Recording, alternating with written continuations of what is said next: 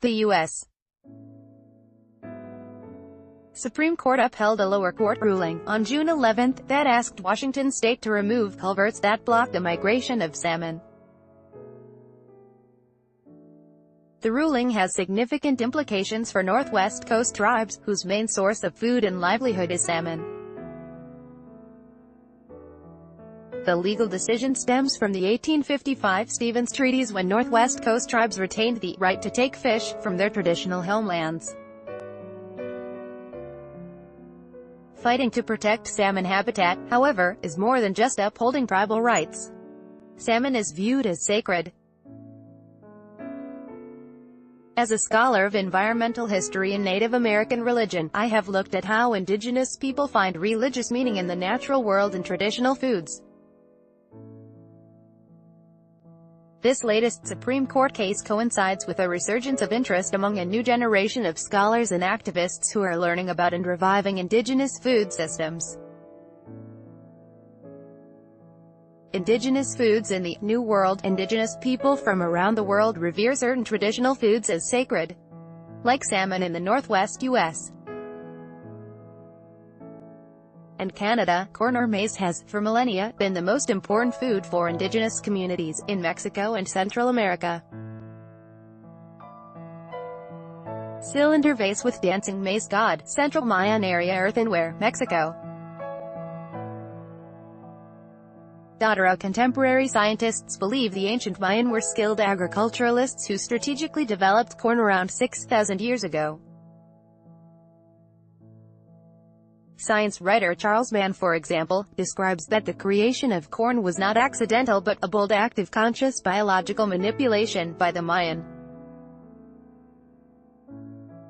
The Mayan, however, believe that corn is primordial and a part of their creation stories. They tell how the gods successfully created humans out of corn in the Popol Vuh, a written version of their timeless oral narratives. One reason corn is deeply revered today, the Mayan and other indigenous groups of Mexico and Central America hold ceremonies for corn at planting time, throughout the growing season and at harvesting time. Plant foods as sacred. The stories of sacred foods have deep value in indigenous cultures. As I learned from my grandmother, the Blackfeet viewed the wild prairie turnip, known botanically as Soralia esculenta, as sacred. The Blackfeet believed that the prairie turnip came from the sky realm. It was Kokomiki-sam, the moon, who taught her daughter-in-law Sotsaki, Feather Woman, how to harvest prairie turnips. When Feather Woman returned to the earth, she shared her knowledge, and the prairie turnip became a staple food. But colonization had an impact on how this knowledge passed down. My grandparents attended a Catholic boarding school on the Blackfeet Reservation.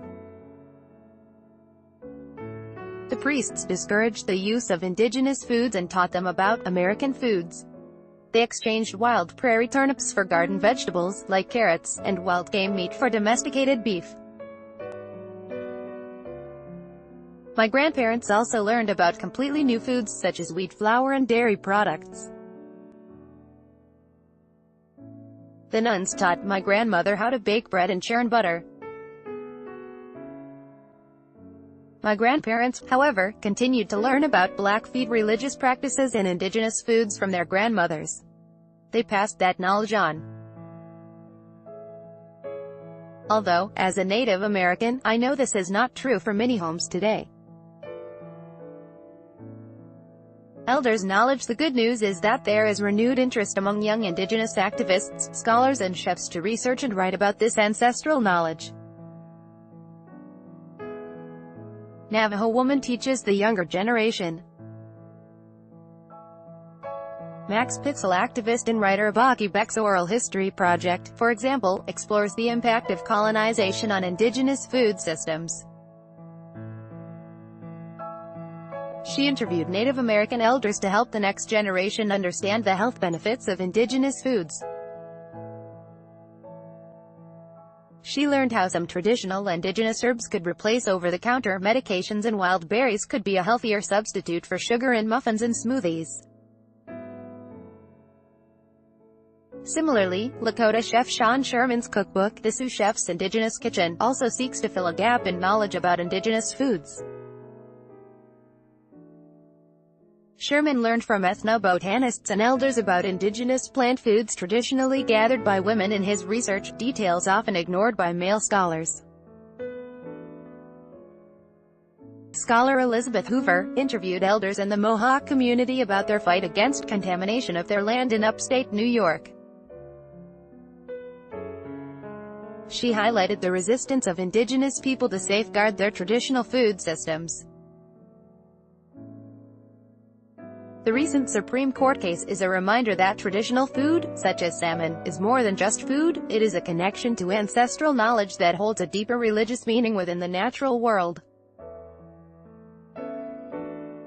Rosalind R. Lapierre, Associate Professor of Environmental Studies, the University of Montana. This article was originally published on The Conversation.